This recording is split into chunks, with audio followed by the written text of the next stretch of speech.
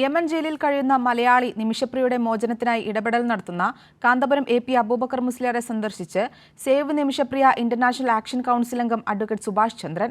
പ്രശ്നത്തിൽ കാന്തപുരത്തിന്റെ ഇടപെടൽ നിർണായകമായി.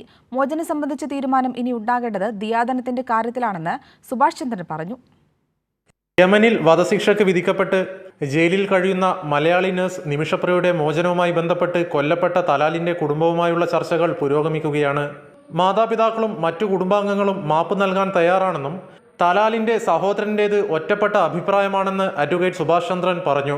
സ്വാഭാവികമായും മാതാപിതാക്കൾ ഉൾപ്പെടെയുള്ള ആളുകൾ സോഷ്യൽ മീഡിയ കൈകാര്യം ചെയ്യുന്നവരല്ല. അവർക്ക് അവരുടെ നിലപാടുകൾ ചിലപ്പോൾ പറയാൻ സാധിക്കില്ല. ഒരു ചെറുപ്പക്കാരൻ എന്ന രീതിയിൽ സഹോദരൻ അദ്ദേഹത്തിൻ്റെ നിലപാടുകൾ പറയുന്നുണ്ട്.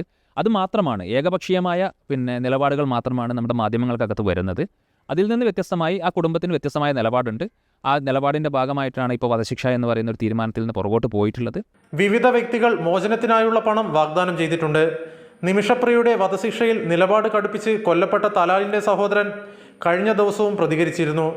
വധശിക്ഷയ്ക്ക് പുതിയ തീയതി നിശ്ചയിക്കണമെന്ന ആവശ്യം ആവർത്തിക്കുകയായിരുന്നു തലാലിന്റെ സഹോദരൻ അബ്ദുൽ ഫത്ത മെഹദി.